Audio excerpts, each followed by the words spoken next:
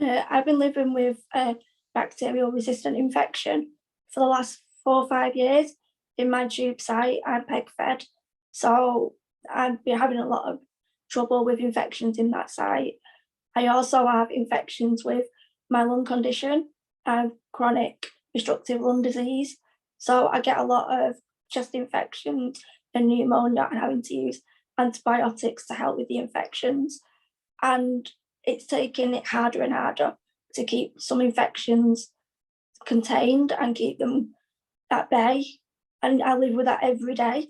There's pain in my tube site. I can get ill within a few hours, which I have done many a times. And it's hard and it's fatigue as well. People don't realise how hard it is on your body when it's fighting infection. It's not only that your body's fighting infection, your body is tired, and it's very emotional sometimes as well. And you have to cancel things or miss doing things because you just don't feel well enough to be able to do that. And it's all to do with infections, and it can happen to anyone.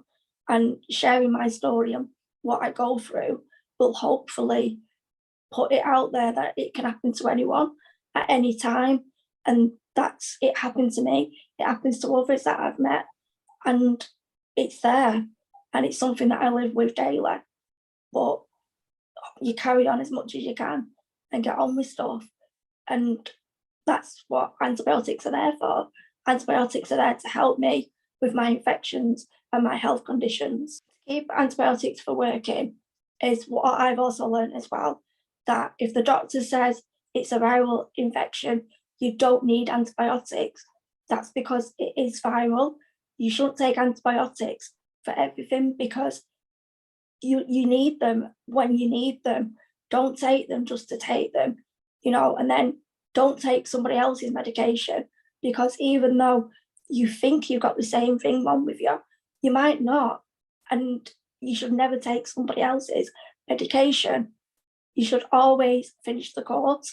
Even if you feel better, take the whole course because there could be that little bit left that you don't know because you feel better, that it might start up again. So if a doctor says take it for this amount of time, take it for this amount of time and take it at regular intervals, take it the way it's prescribed on the box or in the bottle.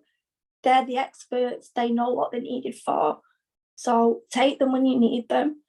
But like I said, if the doctor says you don't need them, it's viral, take their word for it because they know. There's been so much research over years and years and science is progressing. So maybe like 10, 20, 30 years ago, you might have got antibiotics for everything. But now we've got that research, we've got that knowledge of when to take antibiotics and when not to. And it's vital that you do it right and do it the correct way. The patient support for Antibiotic Research UK are just amazing. They've become a lifeline for me because I know I can get in touch with any questions that I need or, just help or someone even just to listen to you. It's always good because they understand what you're going through. I was lucky that I do volunteering for the NHS and for Manchester University. And I met a guy called Roger Harrison and he put me in touch with Antibiotics Research UK and the patient support officer as well, because he saw what I was going through. And I'm so glad I met Rogers because that meant I met the patient support, just to know that I can ring up and ask a question, or is this right, or is that right, or why is this happening? Yeah, they might not be able to give you the answer as a medical doctor, but they've got a whole team behind them where they can go and ask questions and get answers for you. So that's the lifeline of knowledge. And it's just knowing that they understand and they get it.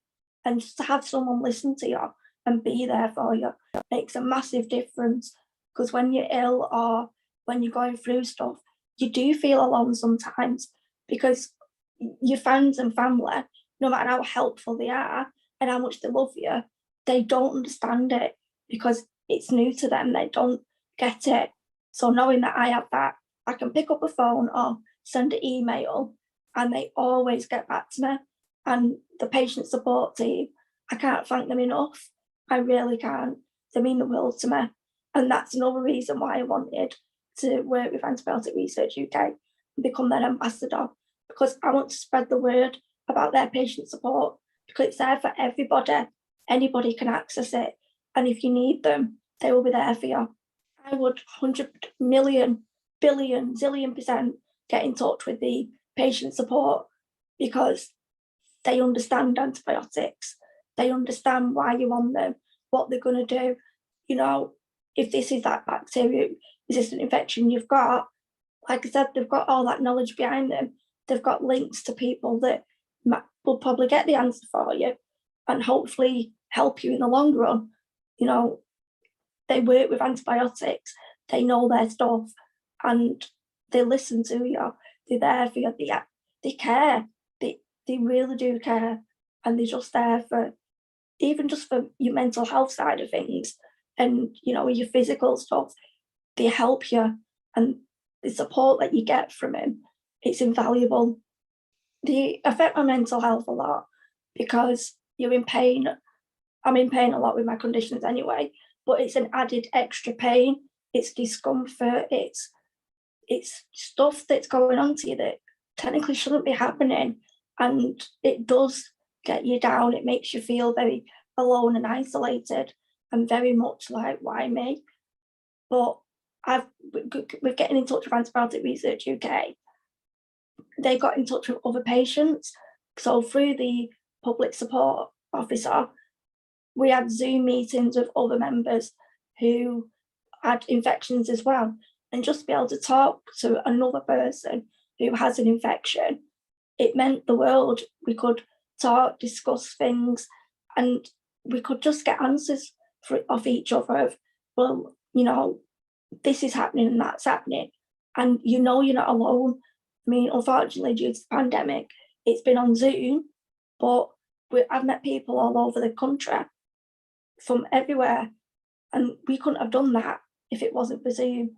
And just to know that we can have them meetings together and be together and talk to each other, you know, like I said, family and friends, they love you, they're there for you, they care for you.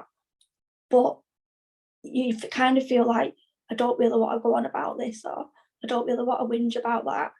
And there's somebody there that gets it straight away, understands, and the public support officer, patient support officer is there as well.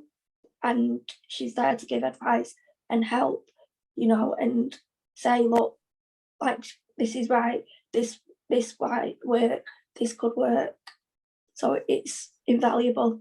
My hopes for the future is to become, like I said, I'm going to be an ambassador for Antibiotic Research UK, and me and other people are going to share our stories and just, you know, put it out there that this can happen to anyone. And we've just had one pandemic which changed the world. And if, you know, we don't use antibiotics correctly, then there could be another pandemic through antibiotics resistant infection bacteria. And that's something we don't want to go through again. So if it means me telling my story, spreading the word, you know, doing things to put it out there, then we will all use antibiotics correctly and in the right way, and we can stop this pandemic from happening in the future. Yeah, so at the beginning of the pandemic, March 2020, I was in my bedroom for 14 weeks. So my parents were key workers. So obviously, because of my lung condition and because of, you know, I can pick up infections very easily, I had to even stay away from my parents. I literally lived and saw people on screens, and it was very scary. You know, it affected my family because they were scared to come home and bring it back when they went shopping or went to work. You know, obviously we all washed our hands, looked after ourselves, and when we was allowed out again, it was scary because nothing was going to be the same for a while at all. And then at Christmas 2020, me, my mum and my dad, we all got COVID. It was a shock that I got it. I couldn't understand how I got it. and neither could my family. And it was horrible. You know, I was counting the days because I kept thinking in 2 weeks I should be okay. So even though I pretended like everything was fine, because my parents were worried, inside I was worried that, you know, I was counting the days of how long till I know I'll be safe. And that's really scary. Luckily, it wasn't me that got the worst of it. You know, it was actually my mum. My mum's life has changed forever now due to COVID. She really, really got it bad. But like she said, she'd rather her have got it bad than me. It was scary enough, and it's affected me afterwards as well. Fatigue is even worse. I'm just drained, and it takes you a long time to get back from having COVID. You know, I already had complications that I live with. So having that on top as well, it was very hard to get back to a healthier, as much I can be healthy. And it was very scary for the whole family. It affected everyone. Everyone panicked. As soon as I got that, you've got COVID. As soon as I got that, everyone just panicked. And it's horrible. And I never, ever want to get it again. Never. And fingers crossed I don't. It's really hard for my parents. Like this time of year, it's now October. This is like time of the year when colds are about, flu's about, infections. It's cold, it's damp, it's wet. And even the weather is not good for my lungs. The weather affects my lungs all the time. And it's just a case of every winter, autumn, winter, everyone's scared of even coming near me. You know, any people cancel plans with me. Friends have said, look, I don't want to see you. I've got a cold, I've got a sniffle, because they'll get a cold and a sniffle and be able to carry on. For me, it will floor me. You know, I have been perfectly fine 3 o'clock in the afternoon and then 9 o'clock at night in hospital in A&E, feeling really unwell. That's how quickly an infection takes hold of me. It just because my immune system isn't the best. My lungs are not the best either, obviously. I've got a lung condition, but it just attacks me so quickly, and it's scary how quickly an infection can take hold. So I do have emergency packs at home, and I have great doctors that get me in straight away, give me, you know, what I need, medication, send me for x-rays, if need be, send me to A&E so I can get drugs intravenously. And it's always that fear every year. Last year was worse because I had the fear of cold and flus plus COVID. So, but it's scary every year. You're dreading that chest infection, that pneumonia, you know, winter, cold. You dread it every year. Living with a drug resistant infection is so hard to deal with. It's constantly on your mind, it's constantly affecting your life. It can be painful, it can be sore, it can be there. You need antibiotics more than most normal people do. So it is hard every day to live with that.